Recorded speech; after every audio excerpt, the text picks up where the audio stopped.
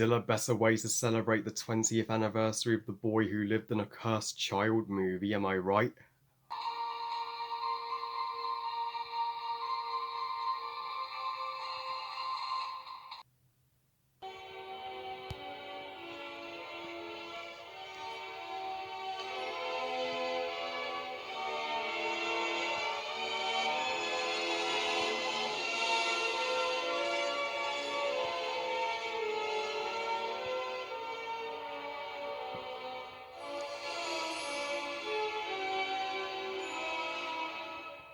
Return to Hogwarts is the 2022 HBO Max documentary that made its magical debut on New Year's Day 2022, and is designed to be a celebration of the 20th anniversary of the Harry Potter franchise, even though it's just 1 year too late, as Philosopher's Stone was 2001, not 2002, lol.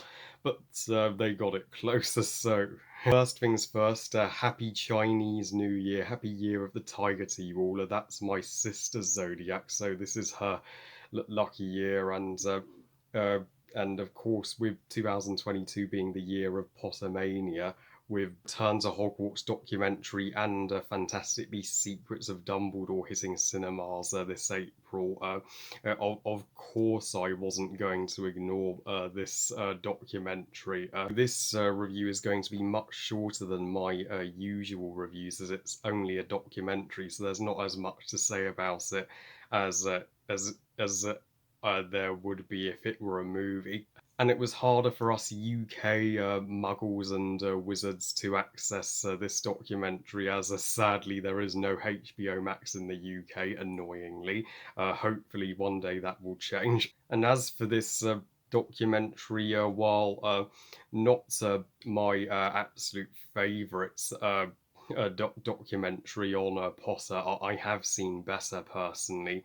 But it is still a decent enough nostalgic trip down memory lane for what it is, and boy, will the nostalgic tears get flowing when you see the three main cast, Daniel Radcliffe, Emma Watson, and Rupert Grint, unite together once again after not being together for over 10 years now.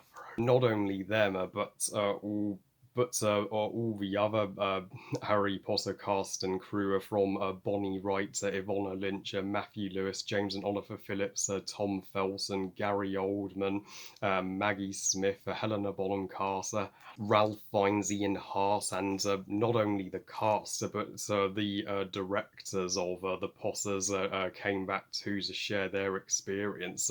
Chris Columbus, Alfonso Cuarón, Mike Newell, and of course David Yates. Ian Hart's return was the most brief. Blink and you'll miss it.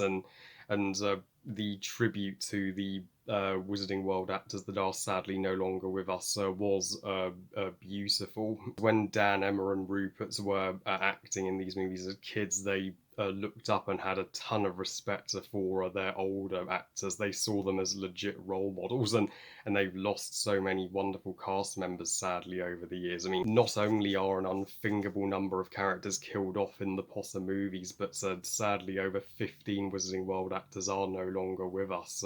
Alan Rickman, Richard Harris, Richard Griffiths, and Roger Lloyd Pack. Working on Potter was like a second life for the cast and crew, and they were more than just co-workers, they were legit family. I mean, Dan and Helena Bonham Carter got on swimmingly together, and so did Emma and Tom, despite their characters not seeing eye to eye in the movies, but that's a testament to their acting ability. Though personally I prefer childhood behind the scenes looks into Potter, like Behind the Magic. For those of you who don't know what I'm talking about, Behind the Magic was a behind the scenes look into each Potter movie before its release, and I was always absorbed into it as a kid, and I have encyclopedic knowledge onto the making of this franchise. I know about at least 50 other filmmakers wanting to bring Harry Potter to the big screen, but J.K. Rowling turning them down, all except producer David Heyman, who read the Philosopher's Stone book so much until it was like 4 in the morning he couldn't put it down. I know about the essay that Alfonso Cuarón made Dan, Emma, and Rupert to do, and how Rupert didn't even bother to do it. And though one interesting thing that I never knew was that Emma sadly considered not returning for the Half Blood Prince and Deathly Hallows, but thank God she made the decision to stay in the end, because the final movies would not have been the same without her. Unlike Dumbledore and Grindelwald, Hermione is not a role you can recast. And of the three leads, it was particularly special to see Rupert to come back. I mean, while Dan and Emma have gotten plenty of work in other movies, Rupert sadly hasn't done anything and has taken a long hiatus from acting. I'm not trying to toot my own horn, but I probably would have been more immersed in this documentary has it's given me facts and backstory about the movies that I didn't already know prior. And I kind of feel that the making of Harry Potter Warner Brothers Studio Tour is a better celebration of the franchise. As interviews with the cast for the behind the scenes of a movie are fine to me, as long as they don't take up the entire thing. I love a closer look into the production of the movie too, and plus that J.K. Rowling wasn't involved in this documentary enough, sadly. I get Warner Brothers were afraid to involve her too heavily, as they know the hate base for her after what she said on Twitter about trans women not being women. But even so, she's the creator of the Wizarding World. She deserves to be included way more and deserves to say way more. And so overall, Return to Hogwarts may not be the greatest movie documentary I've ever seen in my life, but it does what it sets out to do. I give Return to Hogwarts 3 stars out of 5. Good documentary. And you guys all know what is yet to come on my Wizarding World reviews. It's the third installment of a franchise I have a particular fondness for. You guessed right, Secrets of Dumbledore this April.